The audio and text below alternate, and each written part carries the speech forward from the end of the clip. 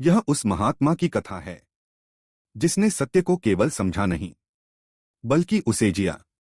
जब गांधी जी ने आत्मकथा लिखने का विचार किया तो उनके एक परम श्रद्धालु मित्र ने सवाल उठाया, मैंने तो हमारे पूर्व में किसी को ऐसा करते नहीं देखा, सिवाय उन लोगों के जिन पर पश्चिमी सोच का असर पड़ा हो।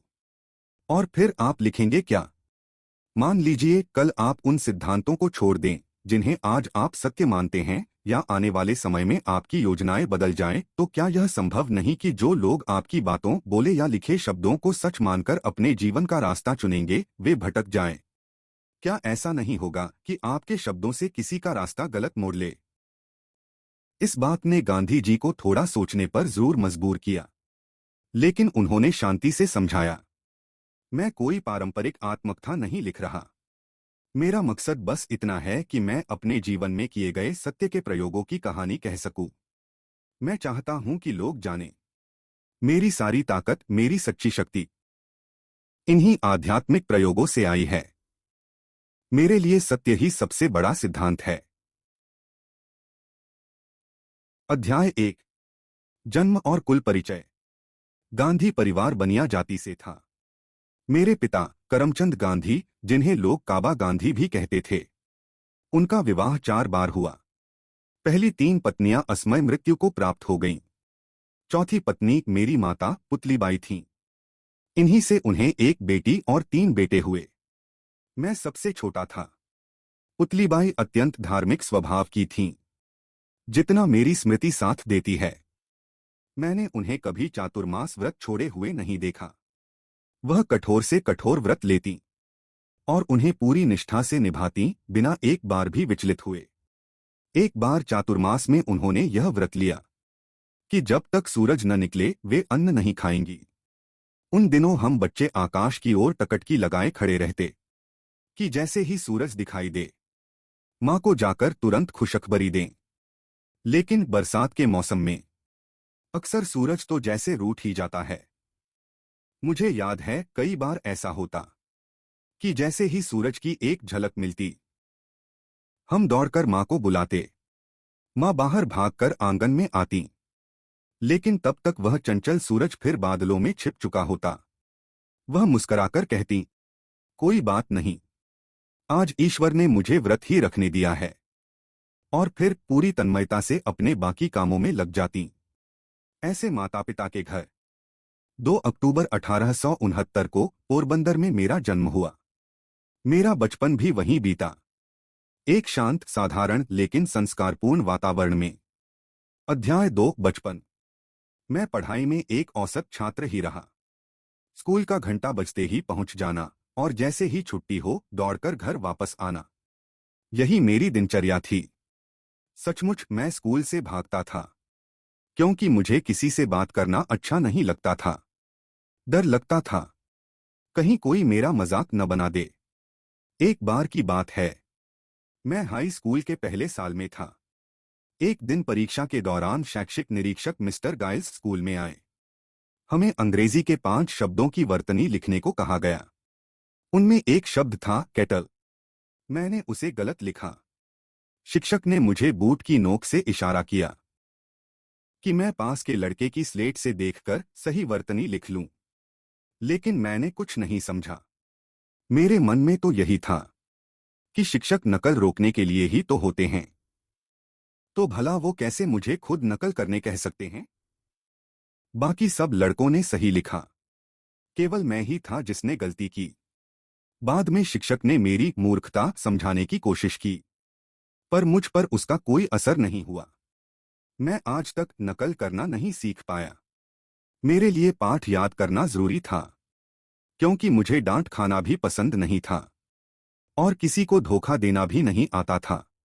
इसी वजह से मैं पाठ तो कर लेता था, लेकिन अक्सर बिना मन लगाए। और जब पाठ भी दिल से न होते हों, तो अतिरिक्त पढ़ाई की बात ही कहाँ आती। इसी बीच एक दिन मेरी नज़र एक किताब पर पड़ी, जो पिताजी ने खरीदी थी, श्रवण पितृभक्ति नाटक। मैंने वो किताब बड़े मन से पढ़ी। उसी समय हमारे कस्बे में कुछ चित्र दिखाने वाले लोग भी आए। उनमें एक तस्वीर थी श्रवण कुमार की। जो अपने कंधों पर झूले बांधकर अपने अंधे माता पिता को तीर्थ यात्रा पर ले जा रहा था। उस चित्र और उस नाटक ने मेरे बालमन पर गहरी छाप छोड़ी। इसी तरह एक और नाटक का अनुभव मुझे आज भी याद है। मैंने पिताजी से इजाजत लेकर एक नाटक देखा, हरिश्चंद्र। उस नाटक ने मुझे भीतर तक झकझोर दिया। मैं बार बार उसे देखना चाहता था, पर कितना बार जाने की अनुमति मिलती। लेकिन वो नाटक मेरे भीतर समा गया।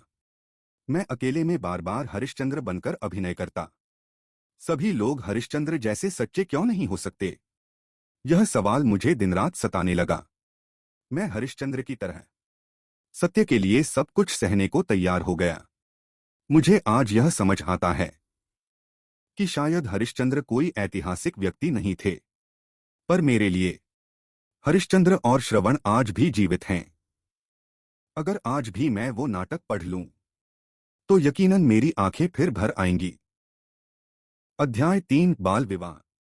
यह कहने में मुझे पीड़ा होती है कि मेरा विवाह सिर्फ 13 साल की उम्र में हो गया था। यह केवल सगाई नहीं थी, बल्कि विवाह था।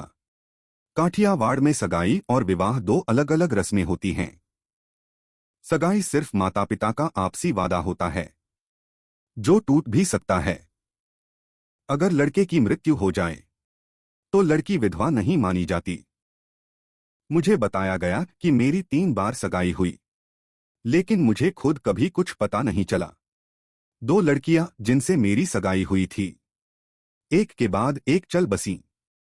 तीसरी सगाई मेरी 7वीं सालगिरह के आसपास हुई थी। ऐसा मुझे हल्का सा याद है। हिंदुओं में विवाह कोई आसान रस्म नहीं होती। कई बार तो माता पिता इस आयोजन में अपना सब कुछ लुटा देते हैं। कपड़े, गहने, भोज का इंतजाम, महीनों पहले से तैयारियां चलती हैं। हर कोई कोशिश करता है कि उसके आयोजन में व्यंजन ज्यादा हों, साज सज्जा बेहतर हो। औरतें, चाहे उन्हें बोलने का मौका मिले या नहीं, गाते गाते अपनी आवाज खो देती हैं, बीमार तक पड़ जाती हैं, और मोहल्ले का सारा चैन व सुकून गायब हो जाता है। पर पड़ोसी चुपचाप सब सह लेते हैं, क्योंकि उन्हें भी पता होता है कि कल उनकी बारी भी आएगी। बुजुर्गों को लगा कि जब 3-3 लड़कों की शादी करनी ही है, तो क्यों न सब एक साथ कर दी जाए। खर्च भी कम होगा और धूमधाम भी ज्यादा। मेरे पिता दीवान थे, लेकिन आखिरकार एक सेवक ही थे। राजा साहब के बहुत प्रिय भी थे, इसलिए वो उन्हें ऐन वक्त तक छोड़ना नहीं चाहते थे। जब छोड़ा भी, तो खास डाक बग्घियां भेजी, ताकि यात्रा 2 दिन कम हो जाए। लेकिन भाग्य को कुछ और ही मंजूर था। राजकोट से पोरबंदर की दूरी 120 मील थी, जो बैलगाड़ी से 5 दिन का सफर था। मेरे पिता ने वो सफर 3 दिनों में पूरा किया, पर तीसरे दिन बग्घी पलट गई और उन्हें गहरी चोटें आईं। वो पूरी तरह पट्टियों में लिपटे हुए पहुंचे। उनका और हमारा उत्साह आधा हो चुका था, लेकिन रस्में तो निभानी ही थीं। आज भी मुझे याद है कैसे हम विवाह मंडप में बैठे थे, कैसे सप्तपदी के फेरे लिए, कैसे हमने एक दूसरे को कांसर खिलाया, और कैसे 2 नासमझ बच्चे अचानक जीवन के महासागर में उतर पड़े। पहली रात मेरी भाभी ने मुझे बहुत समझाया था कि मुझे क्या करना है, कैसे बात करनी है। लेकिन मैं खुद इतना घबराया हुआ था कि कुछ समझ ही नहीं आ रहा था। मेरी पत्नी को किसने क्या सिखाया, ये मैंने कभी नहीं पूछा, और अब पूछने का कोई मतलब भी नहीं। हम दोनों इतने संकोची थे कि एक दूसरे की तरफ देखने में भी झिझक रहे थे। ऐसे मामलों में किसी कोचिंग की जरूरत भी नहीं होती, कर्मों की छाप ही काफी होती है जीवन की राह तय करवाने के लिए। अध्याय 4, पति बनने का अभिनय। मुझे कभी कोई कारण नहीं मिला कस्तूरबा की निष्ठा पर संदेह करने का, लेकिन ईर्ष्या को वजहों की जरूरत कहाँ होती है। मैं हर समय उसकी निगरानी में लगा रहता। वो कहाँ जा रही है, किससे मिल रही है, बिना मेरी इजाजत कहीं नहीं जा सकती थी। ये सब असल में एक तरह की कैद थी। और कस्तूर जैसी स्वाभिमानी स्त्री ऐसी पाबंदियां कहाँ सहने वाली थी। वो तो अब जिद पर आ गई। जब मन करे जहां मन करे जाती। हम दोनों के बीच बोलचाल बंद रहने लगी। पर अब सोचता हूं, उसका वो व्यवहार मासूम था। मेरी सख्ती प्रेम से भरी थी। मैं उसे एक आदर्श पत्नी बनाना चाहता था। चाहता था कि वो वही सीखे जो मैं सीखूं, वो वही सोचे जो मैं सोचूं। हमारा जीवन एक हो जाए, शरीर, मन और आत्मा से। मुझे उससे बेहद लगाव था। स्कूल में भी उसी के ख्यालों में डूबा रहता। रात का इंतजार करता। उससे मिलने की लालसा बनी रहती। और जब मिलते तो देर रात तक उसे जगाए रखता। बिना मतलब की बातें करता, सिर्फ साथ रहने के लिए। मैं पहले ही बता चुका हूं कि कस्तूरबा निरक्षर थीं। मैं उन्हें पढ़ाना चाहता था, बहुत चाहता था। पर वासना में डूबी मेरी मोहमाया ने मुझे समय ही नहीं दिया। ऊपर से यह शिक्षा उनकी इच्छा के विरुद्ध होती, और वह भी केवल रात को, जब और कोई हमें देख न सके। बड़ों की मौजूदगी में तो मिलने की हिम्मत भी नहीं होती थी। बात करना तो दूर की बात। काठियावाड़ की उस समय की बेकार और बर्बर पर्दा प्रथा भी रास्ते में बाधा बनी। इन सभी वजहों से मैं कह सकता हूं कि अपनी जवानी में कस्तूरबा को पढ़ाने के मेरे सारे प्रयास विफल रहे। और जब मैं वासना की नींद से जागा, तब तक मैं सार्वजनिक जीवन में प्रवेश कर चुका था। और फिर समय ही कहाँ था। मैंने ट्यूटर रखवाने की भी कोशिश की, पर वो भी सफल न हो सका। आज वो मुश्किल से कोई सीधा सादा पत्र लिख पाती हैं, या साधारण गुजराती समझ पाती हैं। अगर मेरा प्रेम वासना से पूर्णतः मुक्त होता, तो मैं यकीन के साथ कह सकता हूं कि आज कस्तूरबा एक सुशिक्षित स्त्री होती। क्योंकि शुद्ध प्रेम में असंभव भी संभव हो जाता है। वासना से बचने में एक और बात ने मेरी मदद की। हमारे समाज की एक और पुरानी परंपरा, बाल विवाह तो होता था, लेकिन शादी के बाद भी लड़कियां ज्यादातर समय मायके में ही रहती थीं। हमारे साथ भी यही हुआ। 13 से 18 साल की उम्र के बीच हमने कुल मिलाकर शायद 3 साल ही साथ बिताए होंगे। जैसे ही कुछ महीने बीतते, कस्तूर को उसके मायके से बुलावा आ जाता, जो मुझे बुरा तो लगता, पर शायद ईश्वर की कृपा उसी में छिपी थी। फिर 18 की उम्र में मैं इंग्लैंड चला गया, और वो लंबा और स्वस्थ विरह मेरे लिए एक आंतरिक शुद्धि का समय बन गया। इंग्लैंड से लौटकर भी हम मुश्किल से कुछ महीने साथ रहे, और फिर आया दक्षिण अफ्रीका का बुलावा। तब तक मैं वासना की आग से काफी हद तक मुक्त हो चुका था। अध्याय 5 हाई स्कूल के दिन। मुझे याद है, एक बार मुझे शारीरिक दंड मिला था।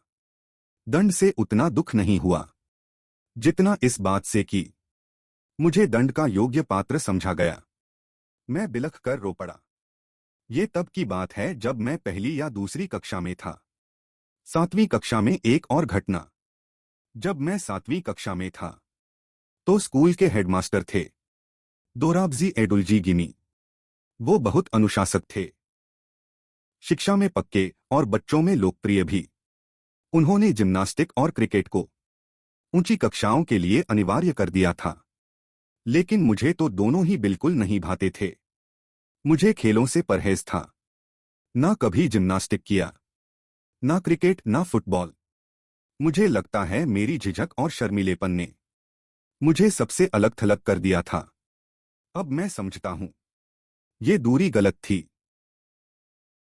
स्कूल से लौटते ही मैं अपने बीमार पिता की सेवा में लग जाता था। जिम्नास्टिक का समय मेरी सेवा में बाधा डालता। मैंने हेडमास्टर गिनी से माफी की गुहार लगाई, पर उन्होंने मना कर दिया। एक शनिवार की बात है। स्कूल सुबह हुआ था, लेकिन दोपहर 4 बजे जिम्नास्टिक के लिए लौटना था। मेरे पास घड़ी नहीं थी। बादलों ने समय का अंदाजा बिगाड़ दिया। जब तक मैं पहुंचा, सभी लड़के जा चुके थे। झूठा करार दिया गया। अगले दिन जब नाम लिया गया, तो मुझे अनुपस्थित पाया गया। मैंने अपनी बात रखी, लेकिन गिनी साहब ने यकीन नहीं किया। मुझ पर झूठ बोलने का आरोप लगा और जुर्माना लगा दिया, 1 या 2 आने का। ये बात मुझे गहरे तक चुभ गई। मैं निर्दोष था, पर कैसे साबित करता? मैंने बहुत रोया। सच बोलने वाले को सावधान भी होना चाहिए। उस दिन मैंने सीखा, सत्यवादी को सावधानी भी रखनी चाहिए। स्कूल जीवन में ये मेरी पहली और आखिरी लापरवाही थी। आखिरकार मेरे पिता ने खुद हेडमास्टर को पत्र लिखा और मुझे व्यायाम से छूट मिल गई। भाषा का संघर्ष, संस्कृत या फारसी? शादी के कारण 1 साल का नुकसान हुआ था, इसलिए मुझे सीधा चौथी कक्षा में भेजा गया। अब पढ़ाई का माध्यम अंग्रेजी हो गया था और मैं बिल्कुल उलझ गया। एक और दुविधा सामने आई। संस्कृत और फारसी दोनों भाषाएं थीं। लड़कों में बातें होती थीं कि फारसी आसान है और फारसी शिक्षक नरम दिल और समझदार हैं। मैं भी आकर्षित हो गया और एक दिन जाकर फारसी की कक्षा में बैठ गया। संस्कृत शिक्षक का भावुक आग्रह। संस्कृत शिक्षक कृष्णशंकर पंड्या बहुत दुखी हुए। उन्होंने मुझे पास बुलाया और कहा, तुम एक वैष्णव पिता के पुत्र हो, क्या अपनी धर्म की भाषा नहीं सीखोगे? कोई कठिनाई हो तो मुझसे कहो, मैं तुम्हें अपने सामर्थ्य से सबसे अच्छा पढ़ाऊंगा। संस्कृत में आगे चलकर बहुत गहराई और आनंद मिलेगा। उनके प्रेम और विश्वास ने मुझे लज्जित कर दिया। मैं फिर संस्कृत की कक्षा में लौट आया। आज जब मैं पीछे मुड़कर देखता हूं, तो कृष्णशंकर पंड्या जी के स्नेह और आग्रह के लिए हृदय से कृतज्ञ हूं। अगर तब थोड़ी भी संस्कृत न सीखी होती, तो शायद मुझे हमारे पवित्र ग्रंथों में रुचि ना होती। भविष्य के लिए मेरा मत, मैं मानता हूं कि हर हिंदू बालक बालिका को संस्कृत का अच्छा ज्ञान अवश्य होना चाहिए। मेरे अनुसार उच्च शिक्षा के पाठ्यक्रम में हिंदी, संस्कृत, फारसी, अरबी, अंग्रेजी और मातृभाषा सभी के लिए स्थान होना चाहिए। ये सूची बहुत बड़ी नहीं है। अगर शिक्षा पद्धति व्यवस्थित हो और विदेशी भाषा का बोझ न हो, तो ये सब सीखना आनंद का विषय बन सकता है।